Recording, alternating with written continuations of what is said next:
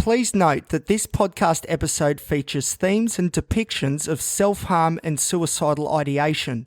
This episode may be triggering for some listeners and features a content warning. If you or someone you care about needs support, please visit www.blackdog.org.au or www.beyondblue.org. If you reside in Australia, you can call the Lifeline helpline on 131114 or Beyond Blue on 1300 224 636. For listeners outside of Australia, please visit www.findahelpline.com.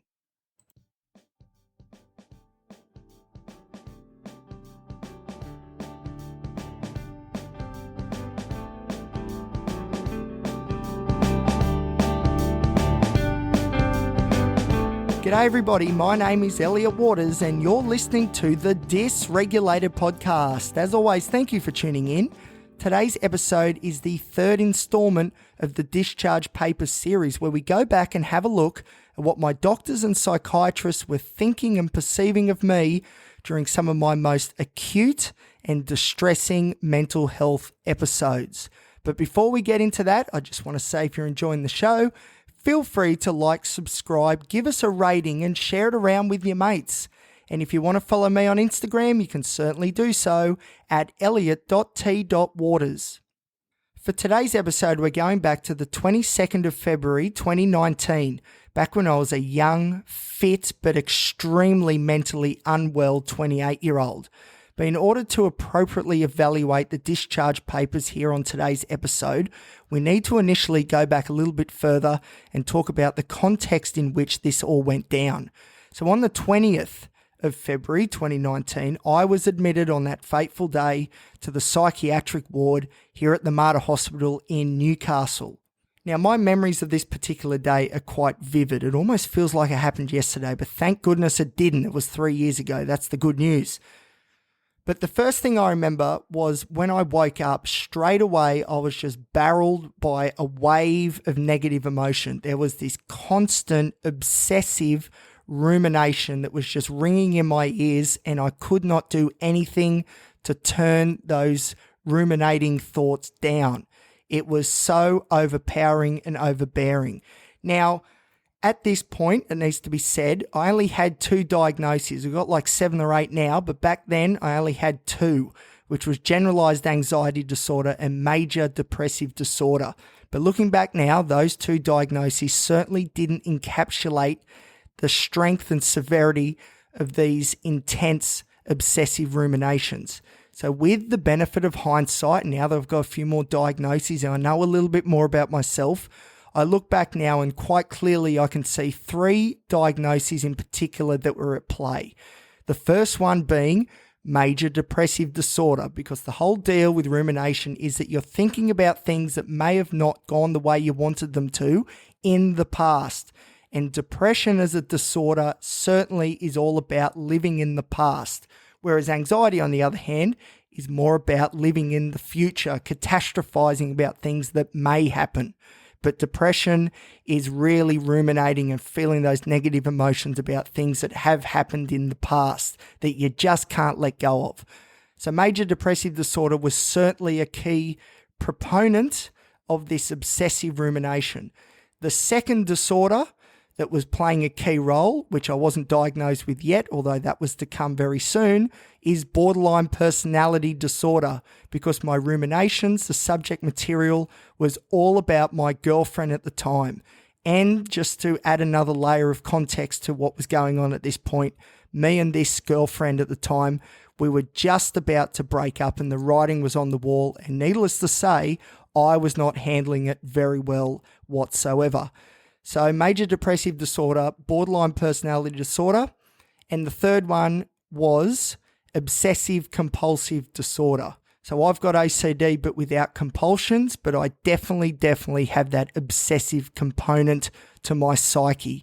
And that was a big part of this story as well at this point, because these ruminations were the same thing over and over and over again. Obsessed with this idea around this relationship. Now, I'm not going to go too much into this relationship, but let me tell you, those episodes are coming because this particular relationship really ties everything together nicely. So I promise I will tell you all about the things that went on with this particular breakup and how it has changed my life moving forward. But that is for episodes that are yet to come. I'm not going to spoil it just yet.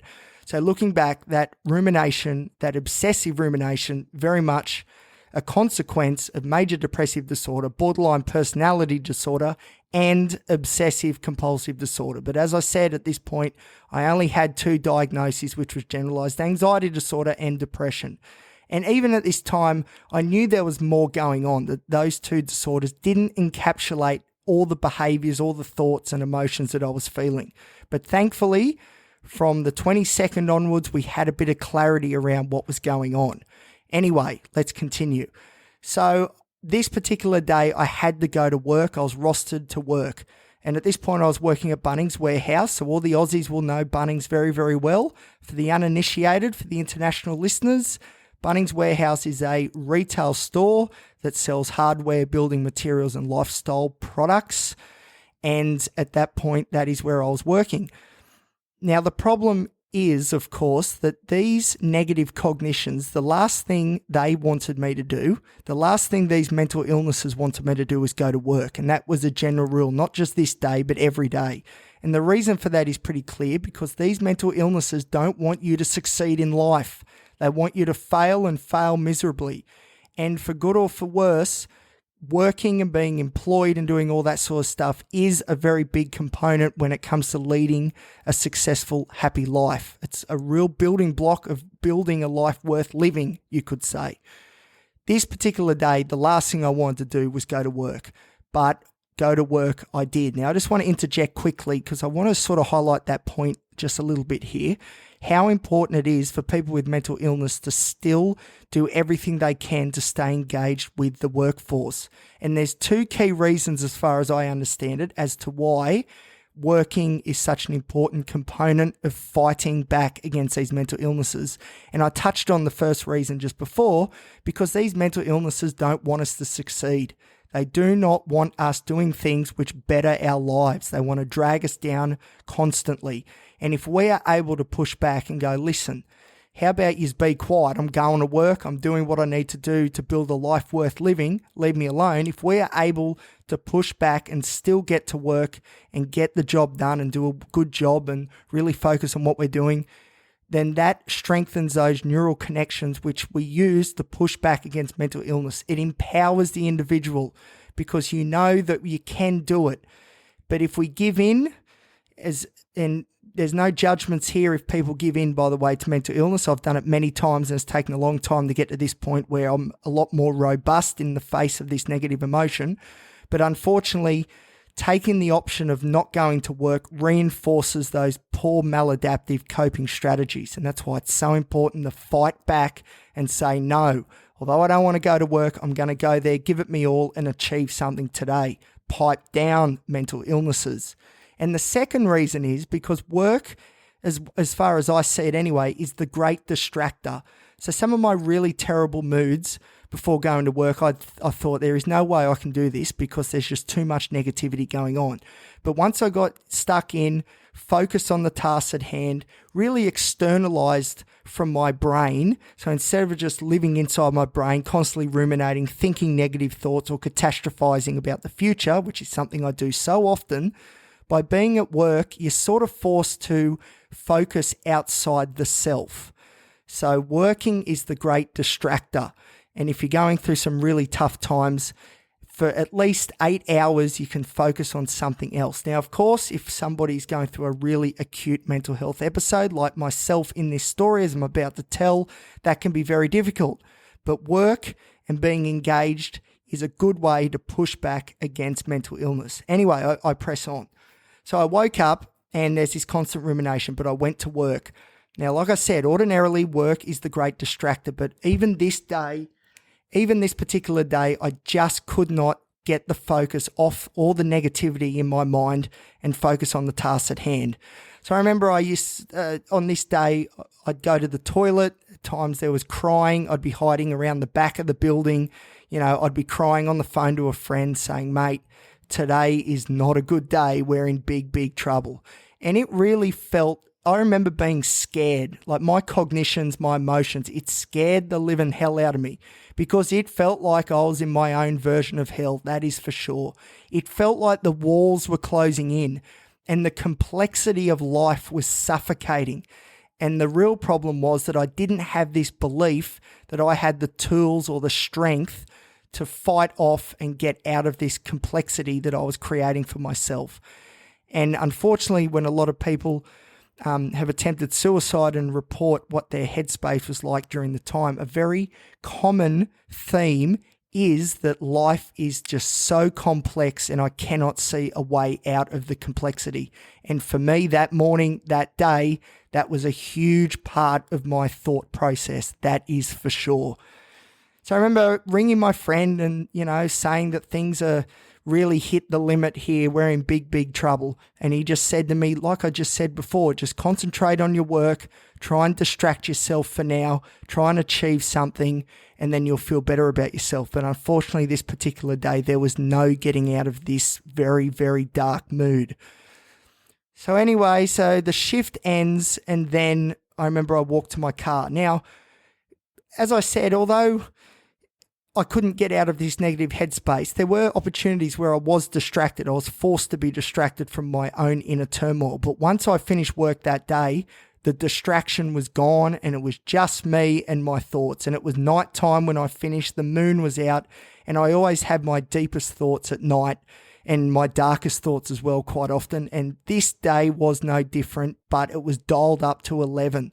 I remember walking to my car. It was dark. It was cold. The moon was shining, and I felt trapped by my own thoughts, and those walls were getting closer and closer and were about to squish me at any moment. And it's interesting there that I say it was cold because it was February at this time, which is summer in Australia, and obviously Australia is a bloody hot place.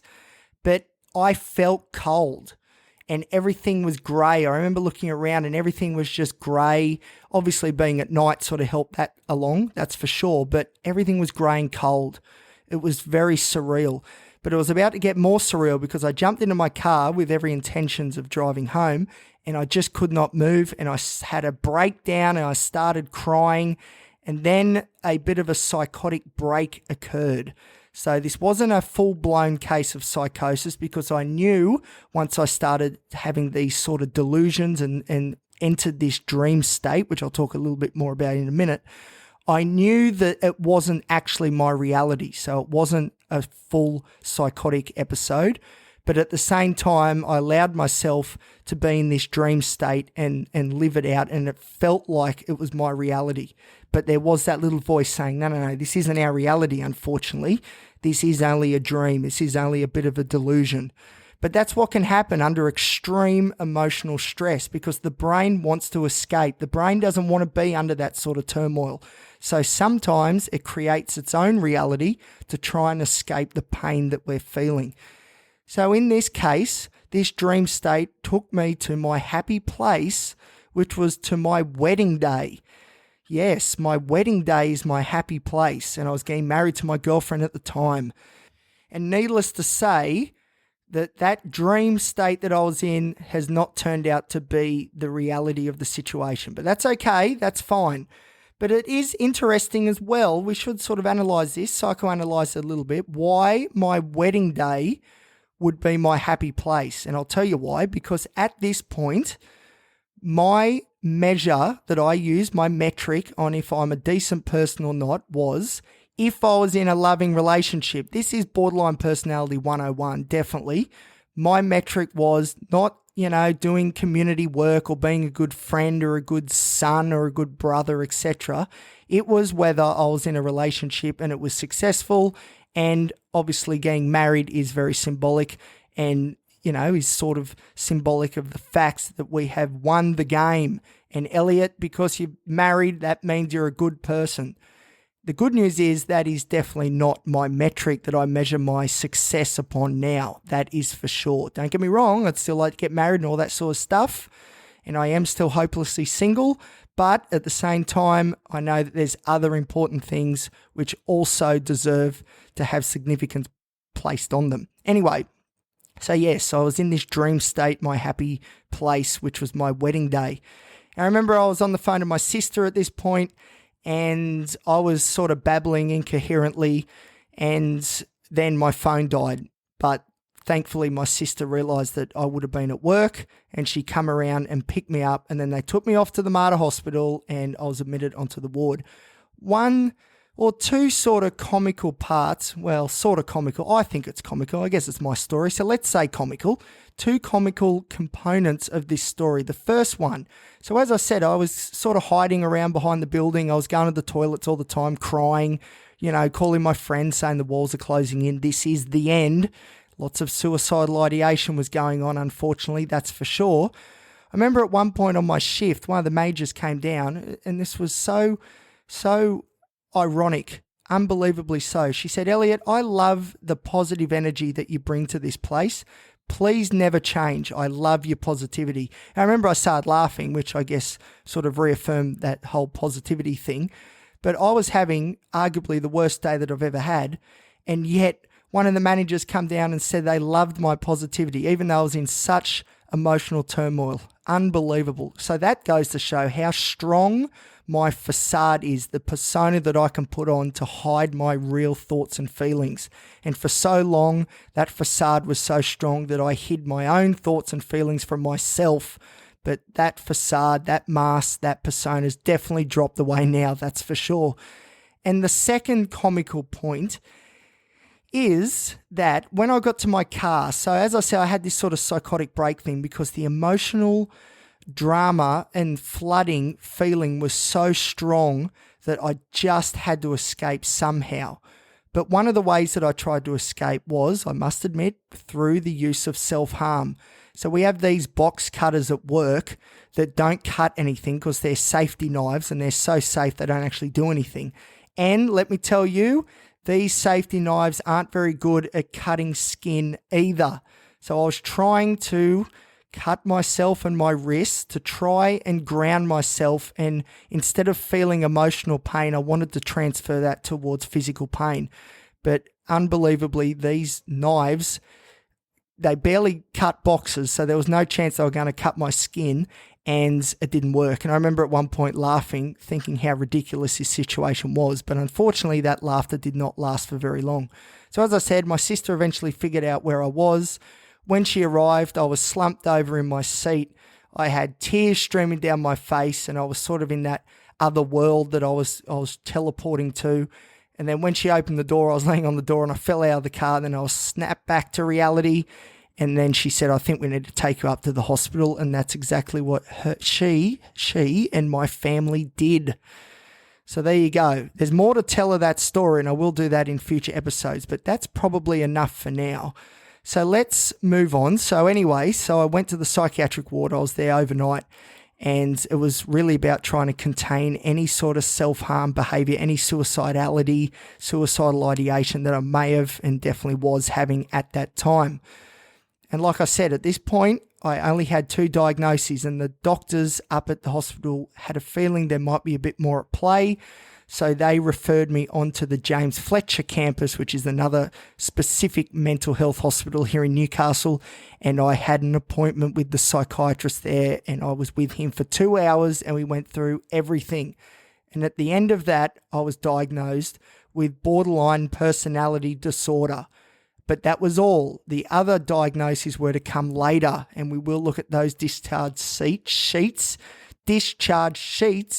further down the track. But anyway, so terrible day. I was ringing my friend constantly. The walls were closing in. This was the end. I was having lots of suicidal ideation. I even resorted to some self-harm tendencies as well. And it must be said, I've never been a self-harm sort of person, or at least not in that way. I will self-harm by being a workaholic and just driving myself into the ground by working too hard and other things like that. But I've never been so big on the whole self-harm thing, but I was in such a heightened state that I was desperate to escape the pain that I was feeling, and that's what I tried to resort to. But the tools that I had didn't do the job.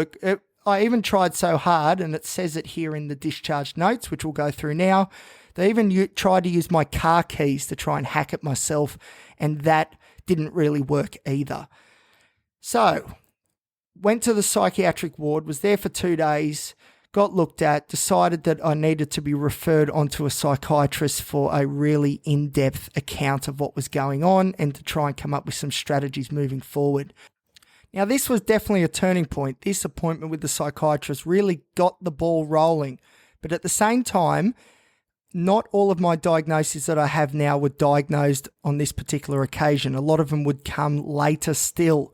So at the end of this particular appointment, I was given the diagnosis of borderline personality disorder, but other diagnoses I've collected over the years, such as ADHD, bipolar disorder, caffeine use disorder, social anxiety disorder, obsessive compulsive disorder. There's so many of them. Anyway, they were to come later, but I did get my borderline personality disorder diagnosis here. And it must be said that at this time, of all the diagnoses that I had then and that I have now, and then applying them retrospectively, at this point of my journey, borderline personality disorder was the chief proponent, that is for sure.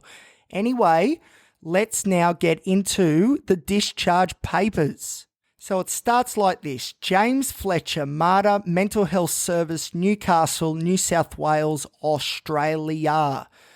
Okay, triage nurse notes to begin with.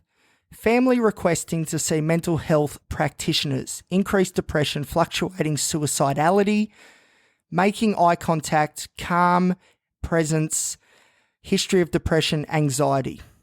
Okay, that sounds about right. Patient referred by Calvary Mater Newcastle Emergency Department, presents voluntarily with worsening depression and sleep, reports fluctuating suicidal thoughts. Okay, this is from the psychiatrist. To my doctor. Thank you for your ongoing care of Elliot Waters, a young man in his 3rd year of a Bachelor of Psychology course. He presented voluntarily, brought in by his parents after a self-harm episode using his car keys. That is true. Discharged from psychiatric ward on the 21st of February, with plan to engage with psychologist, looking to increase venlafaxine or Effexor, that is a serotonin norepinephrine reuptake inhibitor, antidepressant. Anyway, moving on. Looking to increase venlafaxine dosage from 75 milligrams to 150 milligrams, and then titrating upwards to 225 milligrams, which incidentally enough is the max dosage for venlafaxine. Has added recently low dose quetiapine, 12.5 milligrams in the morning, 25 milligrams at night. Context. Elliot went to work, finished, then feeling distressed in his car, upset, crying, went to harm himself using a box cutter. However, the blade was not sharp enough to do any damage. He then used keys to self-harm, making superficial cuts on his right wrist. He has shown increasing distress over the last few weeks associated with ruminations regarding his girlfriend who is in Argentina. Oh dear. Met her on a 6-month exchange in the United Kingdom, and he recently returned from the UK. And I will say this, there are going to be plenty of episodes about this particular relationship because they have had such a bearing on my mental health journey to begin with, in a negative sense, but definitely in a positive sense moving forward. And there's a lot of great lessons that have been learnt from that particular relationship. But anyway, that is down the track. Let's keep going. Elliot has a history of interpersonal sensitivity and emotional dysregulation, hence the name of the podcast, since adolescence. He often becomes preoccupied with his girlfriend's past relationship experiences. Oh man, that sentence right there is borderline personality disorder 101. That is so fundamental to the disorder. Unbelievable, as is the interpersonal sensitivity, I might add, and the emotional dysregulation.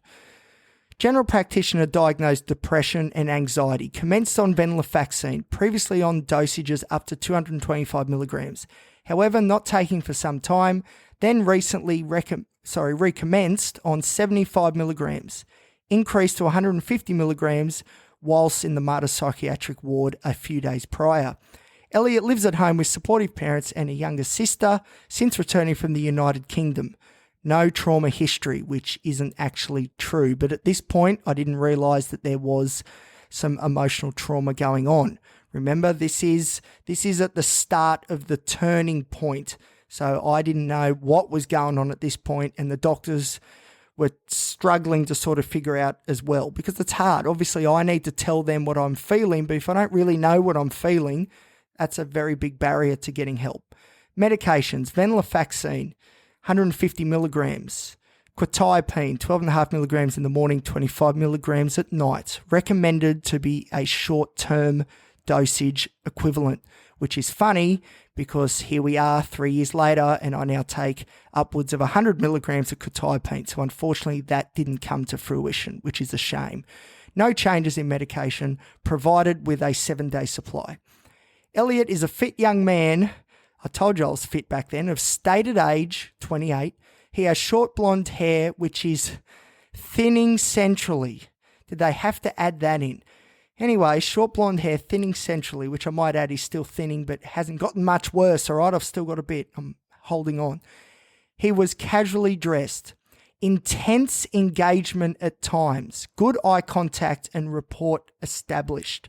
Speaking quickly at times, but not pressured. Normal tone and volume. That in itself is interesting because one of the key symptoms of ADHD is pressured speech. So at this point, it didn't quite click that maybe I did have pressured speech, but I was speaking quickly and we were getting near that zone, which makes sense because I have ADHD. Elliot was reactive and congruent with his affect meaning emotions in this case. Mood lability, up and down all day. One moment he feels on top of the world and then a sudden depressing drop. And again, that is a key part of borderline personality disorder. No evidence of thought disorder. So thought disorder is where you don't think coherently. That is a big part of schizophrenia, but I didn't show any signs of that. Ruminating on girlfriends, past relationship experiences. Oh, how embarrassing. Finds it very difficult to get his mind away from this. Feels distrusting towards her, even though there was no reason to be. However, intellectually knows there is no reason to feel this way, and that is so important too.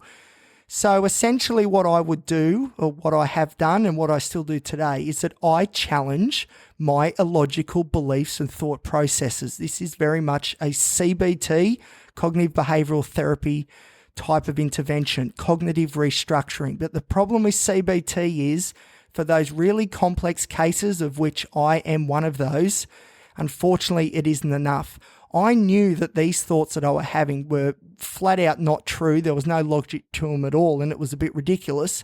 But unfortunately, that for me is not enough to push back against the waves of negative emotion. And that is unfortunately where CBT does fall down sometimes when it comes to this sort of stuff, these really complex cases, because these mental illnesses, especially if there's a lot of them, are so ingrained. Unfortunately, there's a lot of moving parts. But anyway, we continue. No hallucinations. He was orientated and appropriate. Cognition not formally assessed, but I'm sure if they did assess it, I'd be off the scale. Elliot had or has good insight and is psychologically minded, which makes sense because I'm a third-year psych student at this point. He has good judgment and is keen to engage with supports and ongoing treatment. There is no perceived risk issues towards the self or others at this time. However, this is changeable with his emotional dysregulation. He has just finished a brief admission for containment of risk and no issues on the ward have been reported. So basically, the idea is put someone like me in that sort of state in the psychiatric ward because our ability to, grab tangible objects in our environment to do harm towards ourselves is minimised, and obviously the nurses and the doctors are looking over you and can intervene if needed. So no issues on the ward because I'm such a pleasant person to be around. Okay, impression. Elliot is highly anxious and perfectionistic. Young man with some cluster B and C personality traits.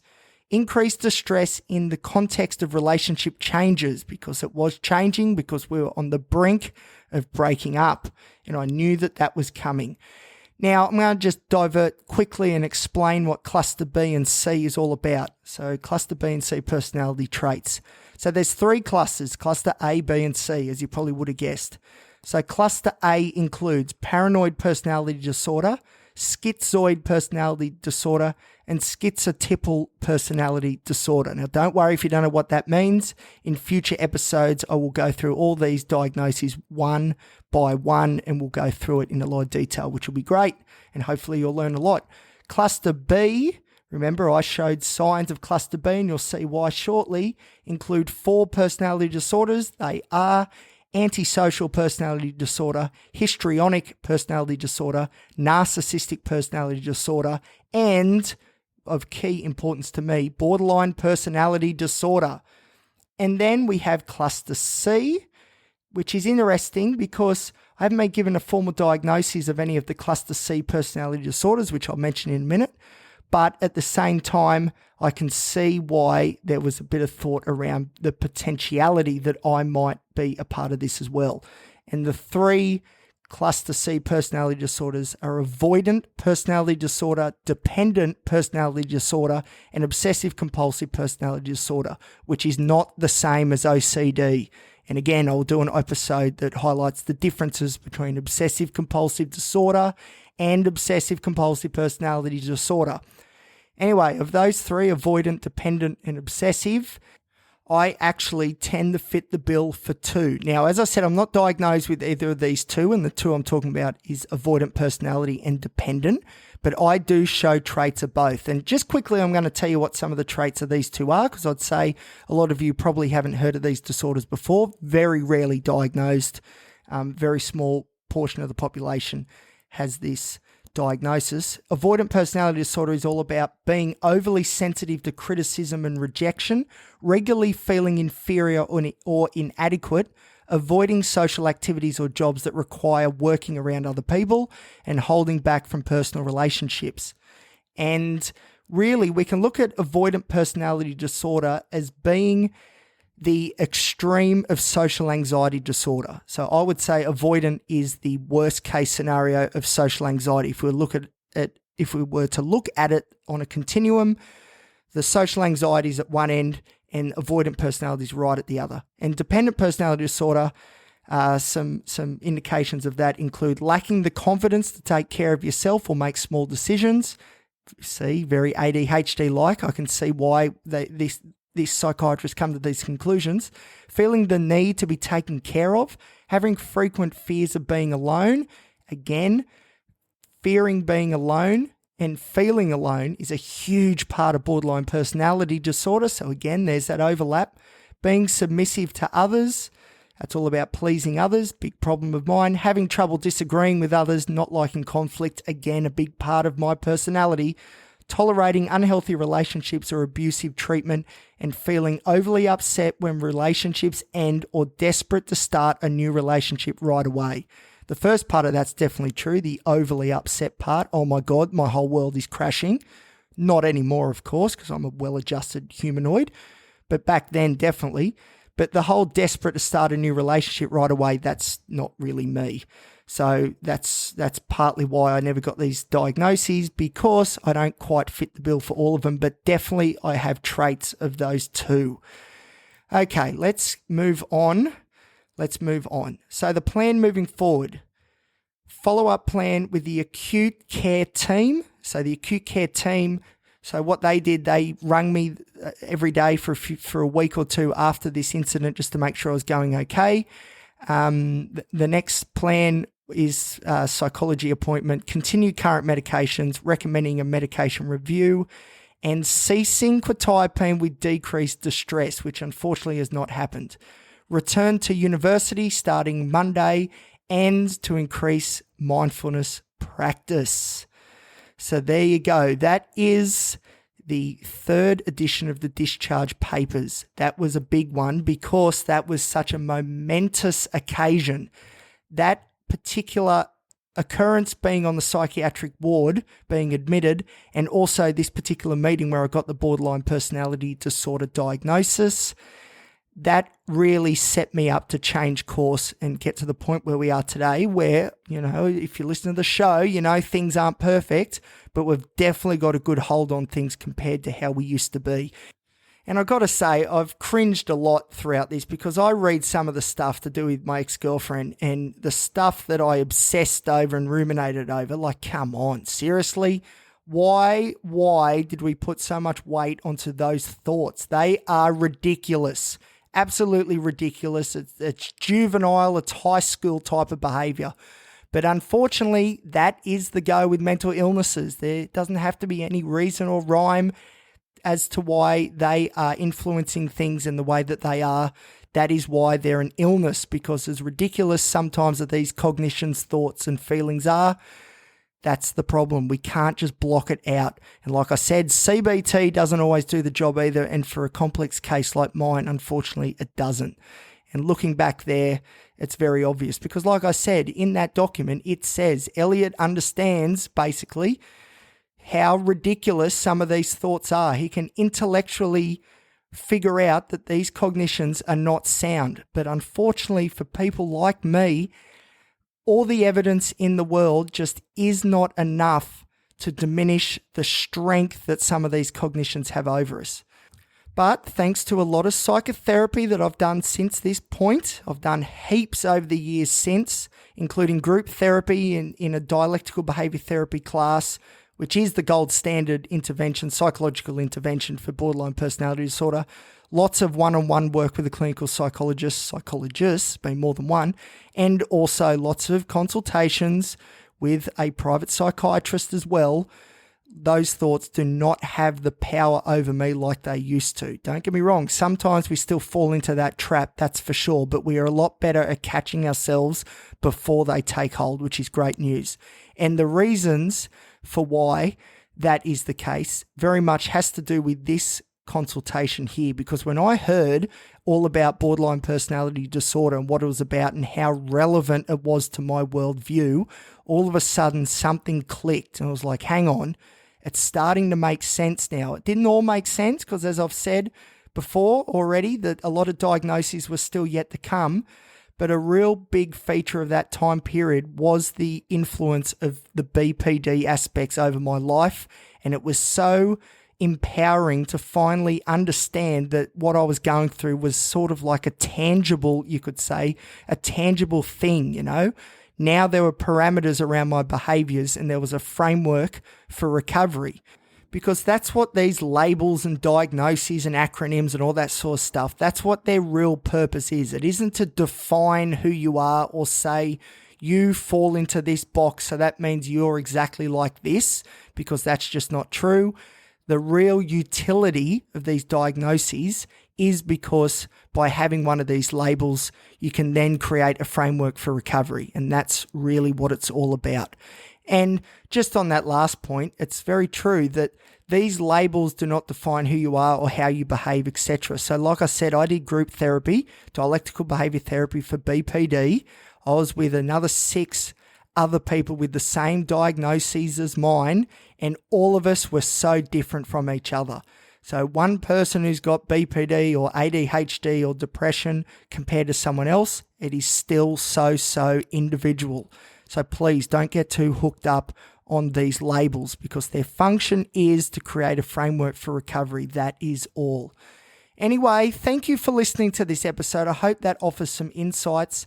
That was a difficult one to produce because, well, like I said, I cringe at a lot of the stuff that was written there. It's a bit embarrassing, and there is a lot of guilt associated with this part of my story as well, because that particular girlfriend that I'm talking about wanted nothing but the best for me, but my borderline personality ensured that I would ruin what we had and ruin it. Unfortunately, we did. And I certainly don't resolve myself of responsibility, because it was really my responsibility to investigate earlier in my journey what was really going on, because at this point I'd only just really discovered that my actions actually impacted other people. And that's going to be a whole nother episode as well, because that was a huge realization for me. But up until this point, I sort of thought, my actions didn't really have consequences as far as other people's well-beings are concerned.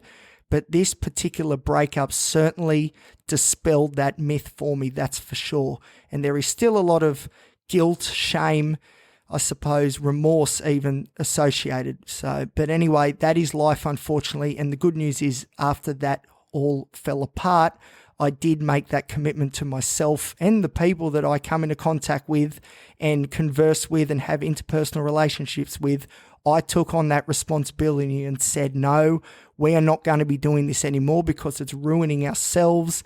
It's putting undue stress and pressure on other people. We need to take on that responsibility and get help now. If not for me, for everyone else that I care about, that maybe some of these behavioral manifestations are actually negatively impacting. But as you can imagine, there's a whole lot more to that story, and you're going to have to stick around a bit longer before I really go into the nitty-gritty of that particular relationship breakdown.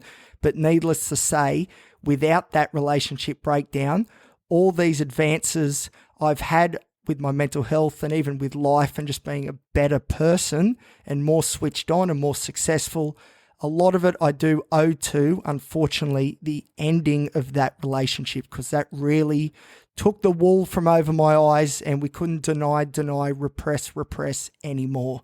Anyway, thank you for listening. As I said, that was a very hard one to get through, a little bit embarrassing, but as you know, there are no secrets on this show. No way at all. This is, I've said it before, I'll say it again, this has got to be the most real, fair income, genuine podcast on all of the internet. So I'd really appreciate it if you know anyone who may get something out of listening to me ramble on about my mental health. Please show them this podcast, because every stream of the show that I get releases a bit of dopamine in my brain and I feel good. So you should feel good about that too. Anyway, that's enough rambling for me. Thank you for listening. I really do appreciate it. And I will see you next time on the next episode of the Dysregulated podcast.